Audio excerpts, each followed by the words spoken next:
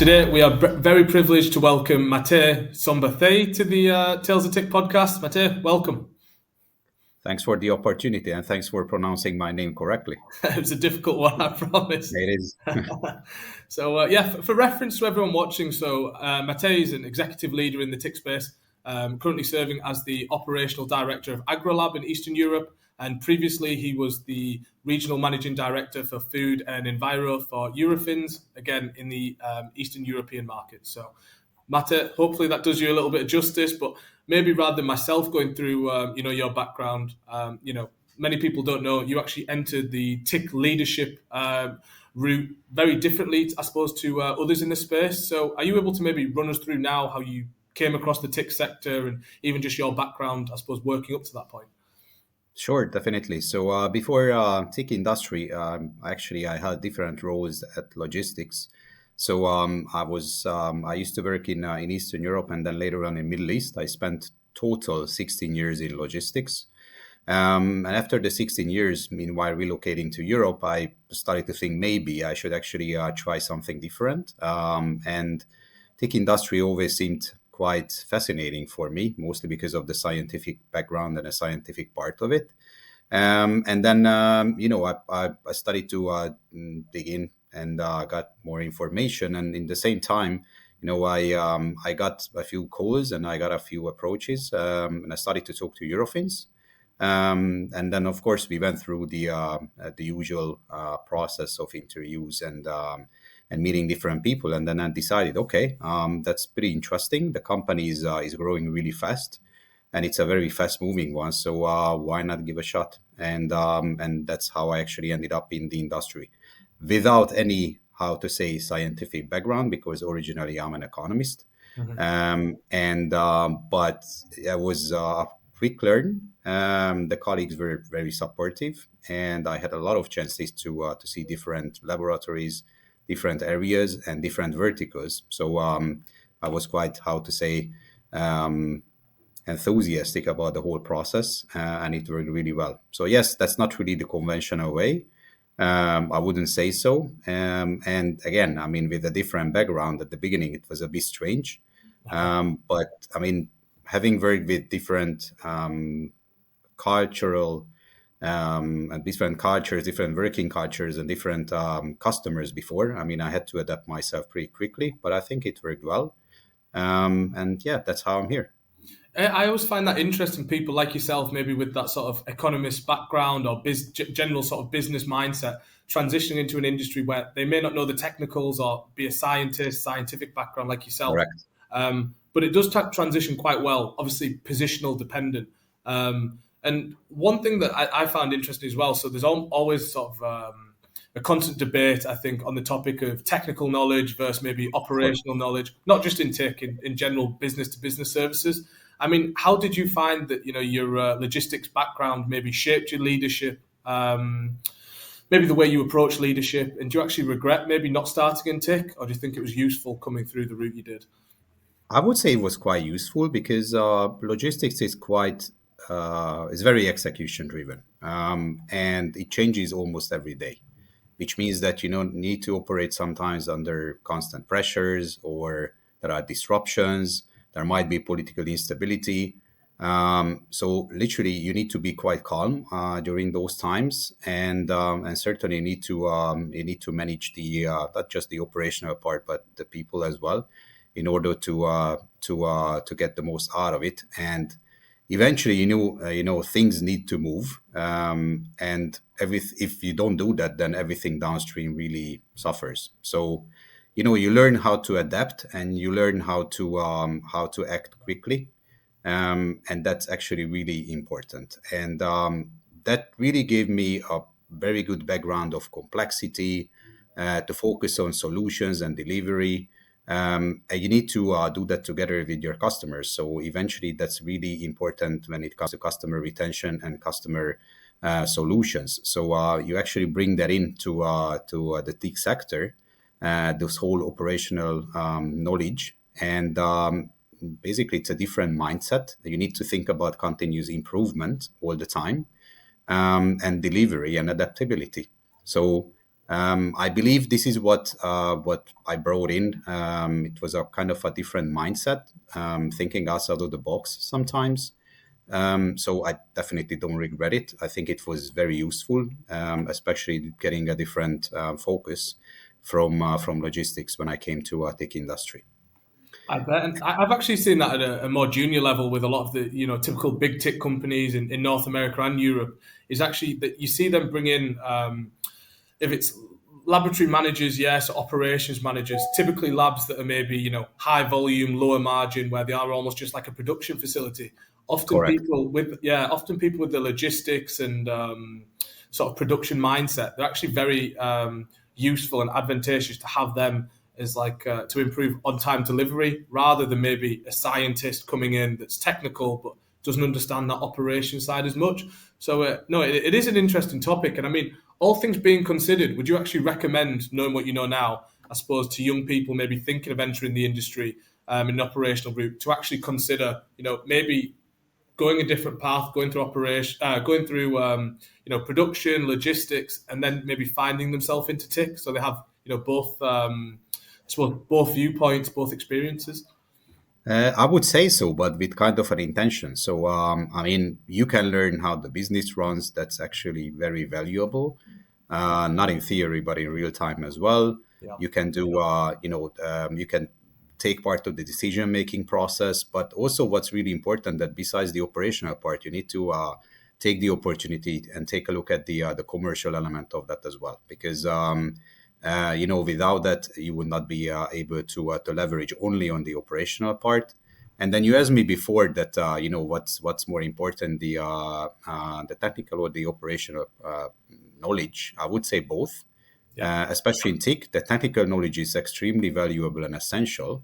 In logistics, I wouldn't say that, because you don't need to know how a ship operates. But in tech industry, you definitely need to understand how most of the equipment operate, how the different sections operate. So I would say that's extremely essential. However, answering the question, I would definitely recommend young people to come to logistics, take an internship role, maybe be part of teams, taking part in the strategy making, product development, and digital operations, because then this would be extremely important and essential when they come to the tech industry, because you already know how to operate efficiently and how to bring in different ideas and different new ideas to improve basically not only the business and the portfolio, but also the customer retention and your overall approach.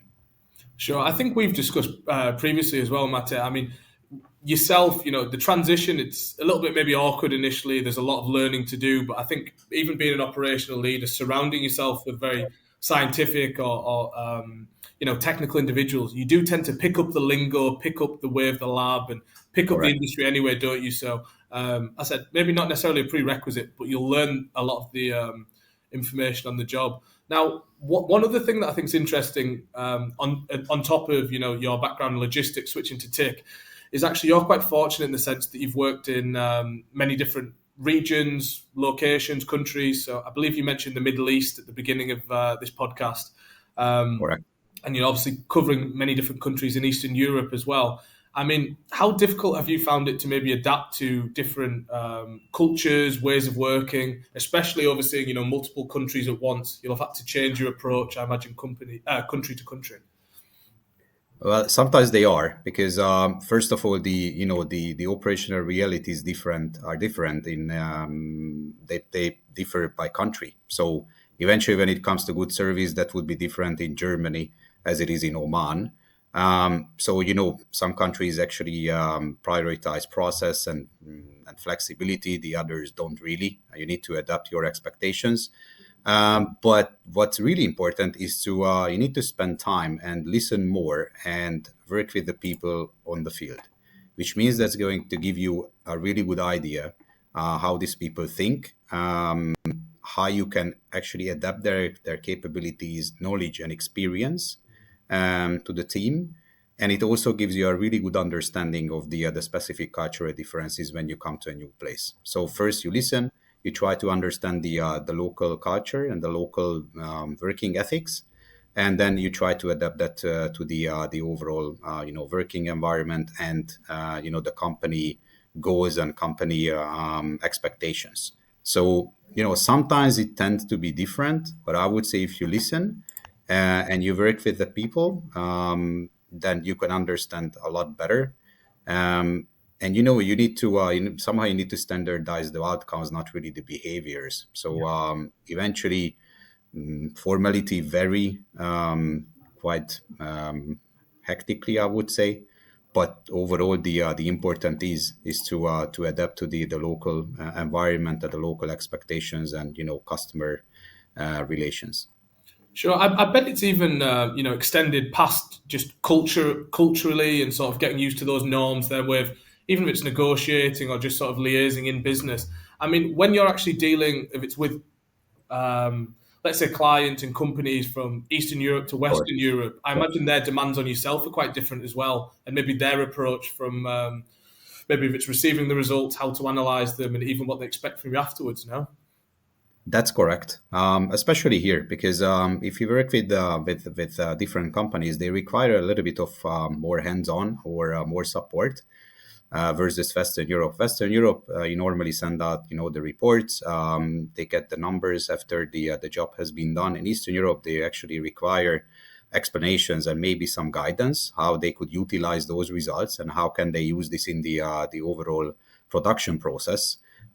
This actually brings you also closer to your clients because if you work with them continuously, they will obviously be a lot more loyal to you.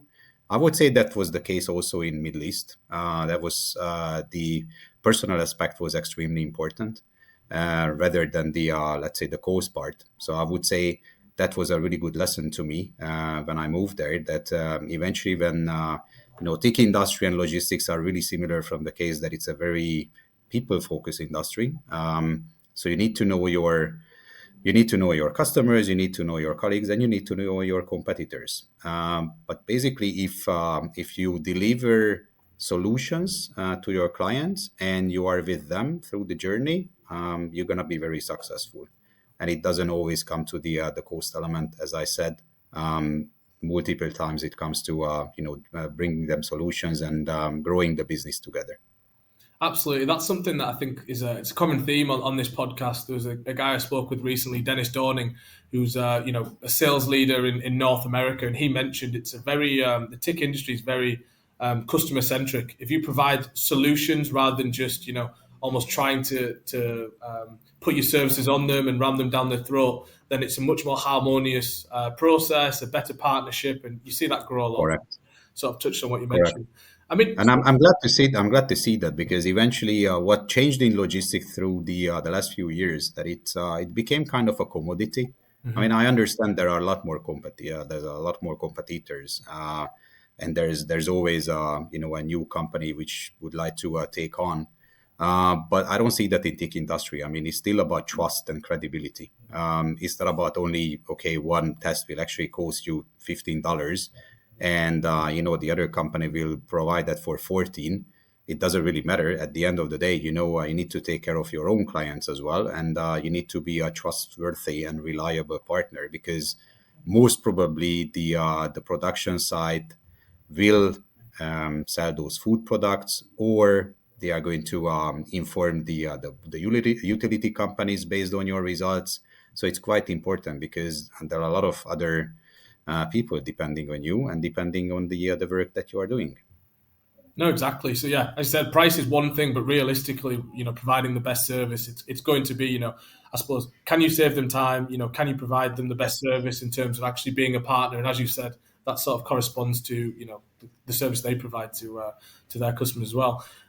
Going back onto actually North America and even back into Dennis, I mean, many people may not know this, as well as Eastern Europe, you actually, I guess started your career, but more so your education actually in the US. That's true. Yeah, the TIC sector in Europe is probably more established, but it's still a massive industry in North America. Did you never fancy maybe working over there and growing in the TIC industry in the US? I guess. I did, and I had a lot of interactions with the colleagues in the US, and it was extremely interesting because I could understand that at least the different aspects of the work that they are doing. I mean, as you know, there are many regulations depending on the countries, and of course the EU has different regulations than the US. So it was very interesting for me to get to know that, and I know it's a growing market.